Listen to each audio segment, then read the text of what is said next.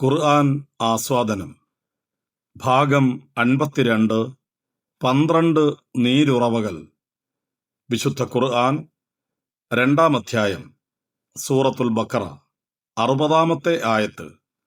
وَإِذِ اسْتَسْقَى مُوسَى لِقَوْمِهِ فَقُلْنَا اضْرِب بِّعَصَاكَ الْحَجَرَ فَانفَجَرَتْ مِنْهُ 12 عَيْنًا قَدْ عَلِمَ كُلُّ أُنَاسٍ مَّشْرَبَهُمْ كُلُوا وَاشْرَبُوا مِن رِّزْقِ اللَّهِ وَلَا تَعْثَوْا فِي الْأَرْضِ مُفْسِدِينَ.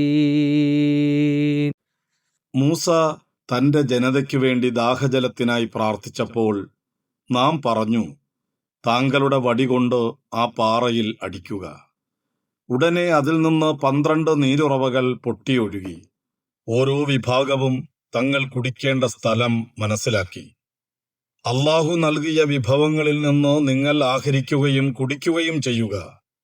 ഭൂമിയിൽ കുഴപ്പക്കാരായിക്കൊണ്ട് അതിക്രമം പ്രവർത്തിക്കരുത്. إِذِ اسْتَسْقَى مُوسَى لِقَوْمِهِ فَقُلْنَا اضْرِب بِّعَصَاكَ الْحَجَرَ. وَإِذْ اسْتَسْقَى എന്ന് നമ്മൾ ചേർത്ത് وَإِذِ اسْتَسْقَى അവിടെ കാണുന്ന وَإِذِ എന്നുള്ളതിന് ശേഷം കാണുന്ന അലിഫിന് മുകളിലുള്ള സ്വാദിൻ്റെ ഒരു ഹാഫാണ് ഹംസത്തുൽ വസ്ൽ എന്ന് പറയും. വഇദ് ഇസ്തസ്ഖ എന്നുള്ളത് ചേർത്തി ഓതുമ്പോൾ ആ ഇ എന്നുള്ള ഉച്ചാരണം നഷ്ടപ്പെടുന്നു എന്നാണ് അത് സൂചിപ്പിക്കുന്നത്. വഇദിസ്തസ്ഖാ വായ നിറച്ചുച്ചരിക്കാം. മൂസ ലിഖൗമിഹി ഹി ചെറിയ ഒരു 2 ഹർക്കത്തിൻ്റെ ദീർഘമാണ് അവിടെ വേണ്ടത്. അതുപോലെ തന്നെ ഫഖുൽ നദ്രിബ് ഒരു ബ അടുത്ത ബായിലേക്ക് ചേർത്തി ഇരട്ടിച്ചാണ് അവിടെ ഓതേണ്ടത്. ബിഅസാക്കൽ ഹജർ അവിടെ നമുക്ക് വേണമെങ്കിൽ നിർത്താം. അൽ വസ്ലു അൽ ഔല ചേർത്തി ഓതുന്നതാണ് ഉത്തമം, എന്നാൽ വേണമെങ്കിൽ നിർത്താം എന്ന അടയാളമാണ് അവിടെ കാണുന്നത്. ഫജറത് ആ നൂനിൻ്റെ മുകളിൽ നമുക്ക് സുക്കൂൻ എഴുതിയിട്ടില്ല അവിടെ. അതായത് ആ നൂനിനെ നമ്മൾ മറച്ച് മണിച്ച് ഇഖ്ഫാഉൻ ബിഗുന്ന ആണ് തജ്വീദ് നിയമം. അങ്ങനെയാണ് ഓതേണ്ടത്. മിൻഹു 12 ഐന ഇവിടെയും നിർത്തുന്ന സ്ഥലത്ത് അൽ വസ്ലു അൽ ഔല കൂട്ടി ഓതുന്നതാണ് ഉത്തമം, വേണമെങ്കിൽ നിർത്താം. നിർത്തുമ്പോൾ ഐന എന്ന് പറഞ്ഞാണ് നിർത്തുക. ഖദ് അലിമ ഖദ് ദാൽ എന്നുള്ളത് ഖൽഖലയുടെ അക്ഷരമാണ്, സുക്കൂൻ വന്നിട്ടുണ്ട്, അതുകൊണ്ട് മുഴക്കിക്കൊണ്ട് ഓതണം.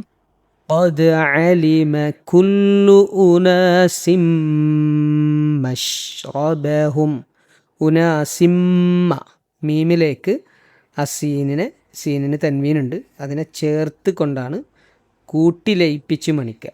ഇദ്ഗാമുൻ ബിഗുന്ന എന്നാണ് അവിടെയുള്ള നിയമം. കുലു വഷ്റബു മിർ റിസ്ഖില്ലാഹ്. വഷ് എന്ന് പറയുമ്പോൾ ഒന്ന് ഷീനൊന്ന് പരത്തിയിട്ടാണ് ഉച്ചരിക്കേണ്ടത്. മിർരി മിൻ റിസ്ഖ് എന്നുള്ള നൂനിനെ അവിടെ നമ്മൾ വെളിവാക്കൂല. ഇദ്ഗാമുൻ ബിലാ ഗുന്ന മണിക്കാതെ കൂട്ടി ലയിപ്പിക്കുക എന്നതാണ് അവിടെയുള്ള നിയമം.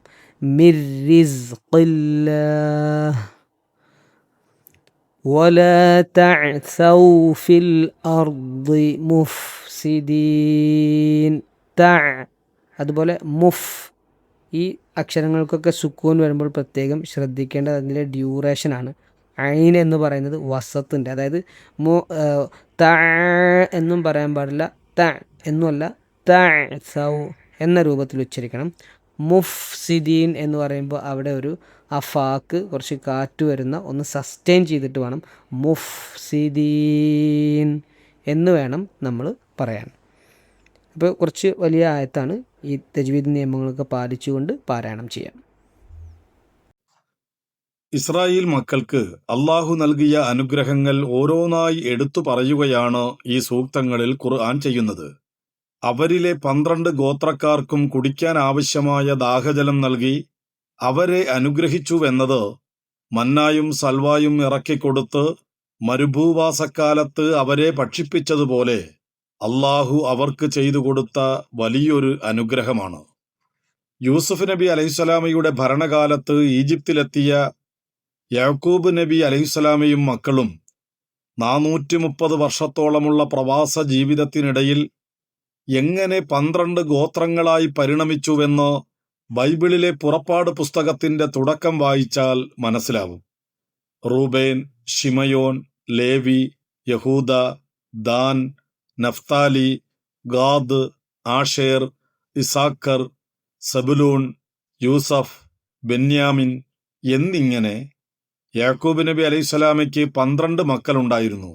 ഇതിൽ ലേവി ഗോത്രത്തെ ദൈവം തന്റെ ശുശ്രൂഷയ്ക്കായി പ്രത്യേകം തെരഞ്ഞെടുത്തതിനാൽ സീനായ് മരുഭൂമിയിലെ ആരാധനാലയമായ കൂടാരത്തിന്റെയും പിന്നീട് വന്ന ദൈവാലയത്തിന്റെയും ചുമതല ഇവർക്കായിരുന്നു.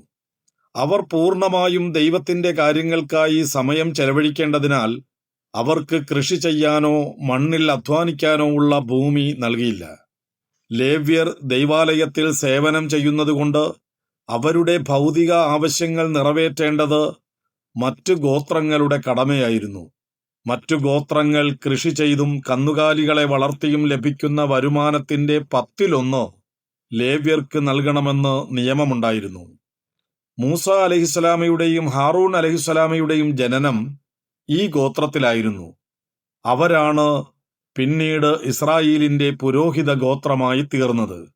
അതിനാൽ 12 ഗോത്രങ്ങളിൽ ഒന്നായി ലേവ്യരെ പരിഗണിക്കുന്നതിനു പകരം യൂസുഫ് നബി അലൈഹിസ്സലാമയുടെ 2 മക്കളായ എഫ്രയീമിനെയും മനശ്ശയെയും യാക്കൂബ് നബി അലൈഹിസ്സലാം സ്വന്തം മക്കളെപ്പോലെ ദത്തെടുക്കുകയും അവരെ അനുഗ്രഹിക്കുകയും അവർക്ക് ഇസ്രായേൽ ഗോത്രങ്ങളിൽ തുല്യസ്ഥാനം നൽകുകയും ചെയ്തതായി ബൈബിളിലെ ഉൽപ്പത്തി പുസ്തകത്തിൽ നിന്ന് 48-ാം അധ്യായം മനസ്സിലാകുന്നുണ്ട്. അതിനാൽ മുകളിൽ പറഞ്ഞ മക്കളിൽ യൂസുഫും ലേവിയും ഒഴിച്ചുള്ള സഹോദരങ്ങളുടെയും എഫ്രയീമിന്റെയും മനശ്ശയുടെയും പേരിലാണ് ഇസ്രായേലിലെ 12 ഗോത്രങ്ങൾ അറിയപ്പെടുന്നത്. ബൈബിളിലെ പുറപ്പാട് പുസ്തകം 12-ാം അധ്യായം 37-ാം വചനം, സംഖ്യാപുസ്തകം 1-ാം അധ്യായം 46-ാം വചനം നൽകിയിരിക്കുന്ന കണക്കുകൾ പ്രകാരം ഏകദേശം 20 ലക്ഷം മുതൽ 30 ലക്ഷം വരെ ഇസ്രായേല്യരെയും കൂട്ടിയാണ് മൂസ അലൈഹിസ്സലാം കടൽ കടന്ന് സീനായ് മരുഭൂമിയിലെത്തിയത്. സീനായ് മരുഭൂമിയുടെ ചൂടിൽ വെള്ളം കിട്ടാതെ വിഷമിച്ച ഇസ്രായേല്യർക്ക് പാറ പിളർത്തി വെള്ളം നൽകിയ 2 സംഭവങ്ങൾ ബൈബിൾ വിവരിക്കുന്നുണ്ട്. ഈജിപ്തിൽ നിന്ന് പുറപ്പെട്ട് സീനായ് മരുഭൂമിയിലെ റഫീദീം എന്ന സ്ഥലത്ത് എത്തിയപ്പോൾ അവർക്ക് കുടിക്കാൻ വെള്ളം ലഭിച്ചില്ലെന്നും ജനങ്ങൾ ദാഹം കൊണ്ട് മോശയെ കുറ്റപ്പെടുത്താൻ തുടങ്ങിയെന്നും അപ്പോൾ ദൈവം മോശയോട് ഹോറേബിലെ ഒരു പാറയുടെ മേൽ അടിക്കാൻ കൽപ്പിച്ചുവെന്നും അങ്ങനെ ചെയ്തപ്പോൾ അതിൽ നിന്ന് വെള്ളം പുറപ്പെട്ടുവെന്നും പുറപ്പാട് പുസ്തകത്തിലുണ്ട്. 17-ാം അധ്യായം 1 മുതൽ 7 വരെയുള്ള വചനങ്ങൾ. അതാണ് ഒന്നാമത്തെ സംഭവം.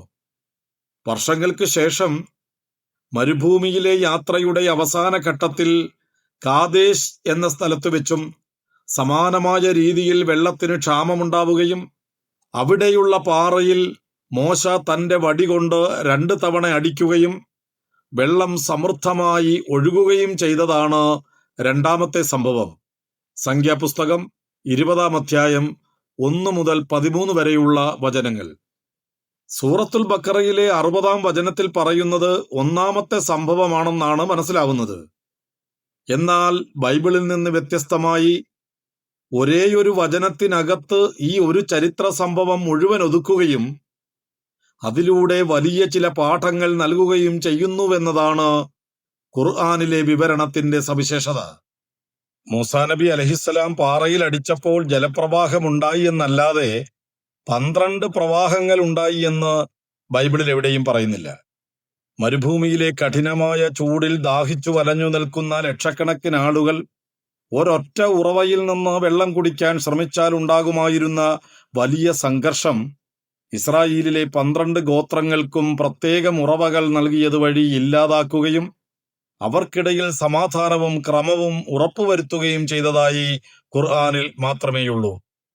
പാറയിൽ അടിക്കാൻ കൽപ്പിച്ചതിന് പിന്നാലെ ജലം പുറപ്പെട്ടതിനെ വിവരിക്കാൻ ഖുർആൻ തിരഞ്ഞെടുത്ത ഇൻഫജറത്ത് എന്ന പദം കേവലമൊരു ഒഴുക്കിനെയല്ല, മറിച്ച് വലിയ സമ്മർദ്ദത്തോടെയുള്ള പെട്ടെന്നുള്ള പൊട്ടിത്തെറിച്ചുള്ള പുറപ്പെടലിനെയാണ് സൂചിപ്പിക്കുന്നത്.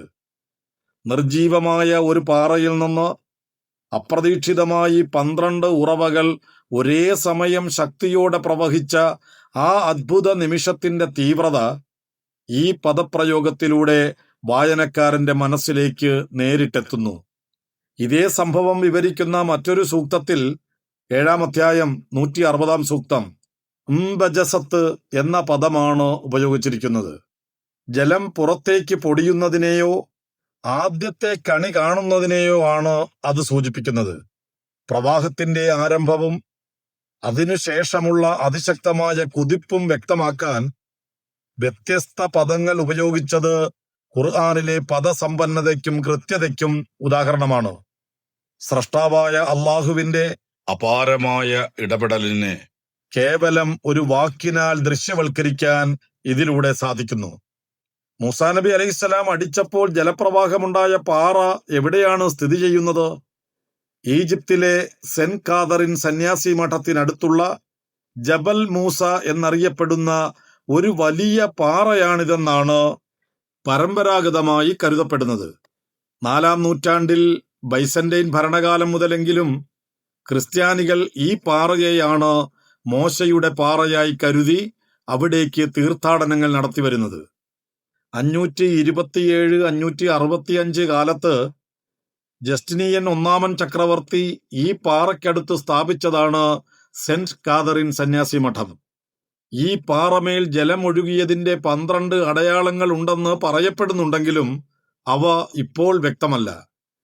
പല ആധുനിക ഗവേഷകരും കരുതുന്നത് മോശയുടെ പാറ സൗദി അറേബ്യയിലെ ജബൽ അൽ ഔസ് പർവ്വതത്തിനടുത്താണെന്നാണ്. ഇവിടെ ഏകദേശം 18 മീറ്റർ ഉയരമുള്ള ഒരു വലിയ പാറ മുകളിൽ നിന്ന് അടിവരെ പിളർന്ന നിലയിൽ കാണപ്പെടുന്നു.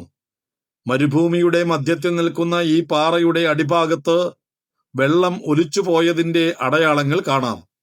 ഈ പാറയ്ക്ക് സമീപം 12 കൽത്തൂണുകളുടെ അവശിഷ്ടങ്ങൾ, ഒരു യാഗപീഠം, പുരാതന കല്ലിൽ കൊത്തിയ സ്വർണ്ണ കാളക്കുട്ടിയുടെ ചിത്രങ്ങൾ എന്നിവ കണ്ടെത്തിയിട്ടുണ്ടെന്ന ഗവേഷകരായ റോൺ വെയാട്ട്, ബോബ് കോർണൂക്ക്, ജോൾ റിച്ചാർഡ്സൺ എന്നിവരുടെ അവകാശവാദങ്ങൾ ശരിയാണെങ്കിൽ ഇതെല്ലാം ബൈബിളിലെയും ഖുർആനിലെയും വിവരണങ്ങളുമായി യോജിക്കുന്നുണ്ട്.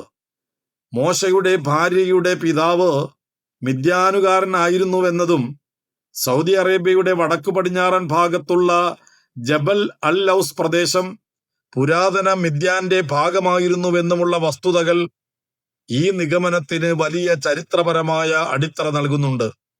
മൂസാ നബി അലൈഹിസ്സലാം തന്റെ പ്രവാസകാലം ചെലവഴിച്ചത് മിദ്യാനിലായിരുന്നു എന്ന ബൈബിൾ വിവരണത്തോടൊപ്പം സീനായ് പർവ്വതം അറേബ്യയിലാണ് എന്ന പുതിയ നിയമത്തിലെ പരാമർശം കൂടി ഗലാത്യർ പുസ്തകം 4-ാം അധ്യായം 25-ാം വചനം ചേർത്ത് വായിക്കുമ്പോൾ മിദ്യാനിലെ ഈ പർവ്വത നിരകൾക്ക് വലിയ പ്രാധാന്യം കൈവരുന്നു.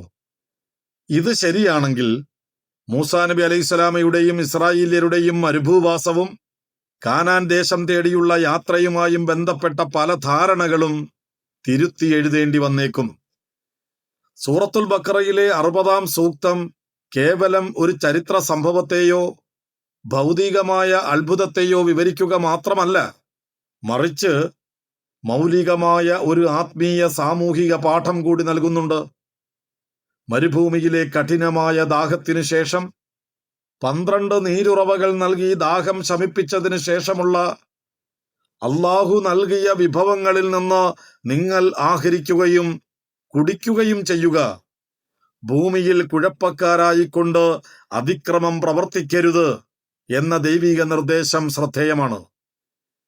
മനുഷ്യന് ആവശ്യമുള്ള വിഭവങ്ങൾ സമൃദ്ധമായി ലഭിക്കുമ്പോൾ അവൻ പലപ്പോഴും അഹങ്കാരിയാവുകയും ഭൂമിയിൽ കുഴപ്പങ്ങൾ സൃഷ്ടിക്കുകയും ചെയ്യാറുണ്ട്. അനുഗ്രഹങ്ങൾ ലഭിക്കുമ്പോൾ അത് നൽകിയ സ്രഷ്ടാവിനോട് നന്ദിയുള്ളവരാവുക എന്ന വലിയ പാഠത്തോടൊപ്പം ഭൗതിക സൗകര്യങ്ങൾ ഉപയോഗിച്ച് മറ്റുള്ളവരുടെ അവകാശങ്ങൾ കവരുകയോ സമൂഹത്തിൽ കുഴപ്പങ്ങൾ ഉണ്ടാക്കുകയോ ചെയ്യരുതെന്ന ഗൗരവകരമായ താക്കീതും ഇതിലുണ്ട്. ഓരോ വിഭാഗവും തങ്ങൾ കുടിക്കേണ്ട സ്ഥലം മനസ്സിലാക്കി എന്ന ഖുർആനിക പരാമർശം സാമൂഹിക നീതിയുടെയും സുസ്ഥിരമായ ഭരണനിർവഹണത്തിന്റെയും ഉത്തമ മാതൃകയാണ്. ലക്ഷക്കണക്കിന് വരുന്ന ജനത ഒരൊറ്റ ഉറവയെ ആശ്രയിക്കുന്നത് വഴി ഉണ്ടാകുമായിരുന്ന തിക്കും തിരക്കും തർക്കങ്ങളും ഒഴിവാക്കാൻ 12 ഗോത്രങ്ങൾക്കും പ്രത്യേകം കുടിസ്ഥലം നിശ്ചയിച്ചു നൽകിയത് വഴി സാധിച്ചു. അർഹമായ വിഭവങ്ങൾ കൃത്യമായും നീതിപൂർവമായും വിതരണം ചെയ്യപ്പെട്ടാൽ സമൂഹത്തിൽ സമാധാനം നിലനിൽക്കുമെന്ന വലിയ പാഠമാണിത് നൽകുന്നത്. ഒരു വലിയ ജനതയെ നയിക്കുമ്പോൾ വിഭവങ്ങൾ തുല്യമായി വീതിച്ചു നൽകേണ്ടത് നേതാവിന്റെ ഉത്തരവാദിത്തമാണെന്നും അതുവഴി മാത്രമേ സംഘർഷങ്ങളില്ലാത്ത ഒരു സാമൂഹിക ക്രമം കെട്ടിപ്പടുക്കാൻ കഴിയൂ എന്നും മൂസാ നബി അലൈഹിസ്സലാമയുടെ ഈ പ്രവൃത്തിയിലൂടെ ഖുർആൻ പഠിപ്പിക്കുന്നു. വിഭവങ്ങളുടെ ലഭ്യത നന്ദിയോടെയും വിനയത്തോടെയും സ്വീകരിക്കേണ്ട ഒന്നാണെന്നും അവയുടെ വിതരണത്തിൽ പുലർത്തുന്ന നീതിയാണ് സാമൂഹിക സമാധാനത്തിന്റെ ആധാരമെന്നുമാണ് ഈ വചനം നമ്മെ ബോധ്യപ്പെടുത്തുന്നത്. നന്ദി പ്രകടിപ്പിക്കുന്നത് കേവലം വാക്കുകൾ കൊണ്ടല്ല, മറിച്ച് അള്ളാഹുവിന്റെ നിയമങ്ങൾ പാലിച്ച് ഭൂമിയിൽ അതിക്രമങ്ങൾ പ്രവർത്തിക്കാതെ സമാധാനം നിലനിർത്തിക്കൊണ്ടായിരിക്കണം എന്നതാണ് ഈ വചനം നൽകുന്ന കാതലായ സന്ദേശം. ഓരോ മനുഷ്യനും വിഭവങ്ങൾ ആസ്വദിക്കുമ്പോൾ മറ്റുള്ളവർക്ക് പ്രയാസമുണ്ടാക്കാതെയും മാന്യമായും ജീവിക്കാൻ കടപ്പെട്ടവനാണെന്ന് ഈ ആഹ്വാനം ഓർമ്മപ്പെടുത്തുന്നു. നിങ്ങൾ ഇതുവരെ കേട്ടത് ഖുർആൻ ആസ്വാദനം ഭാഗം 52 12 നീരുറവകൾ. വിശുദ്ധ ഖുർആൻ 2-ാം അധ്യായം സൂറത്തുൽ ബഖറ 60-ാമത്തെ ആയത്ത്. രചന എം അക്ബർ. ശബ്ദം നൽകിയത് ആറാട്ടുപുഴ ഹക്കിം ഖാൻ. ഖുർആൻ പാരായണവും തജ്വീദ് വിശദീകരണവും അബ്ദുള്ള തിരൂർക്കാട്. ഇൻഷാ അല്ലാഹ് തുടരും.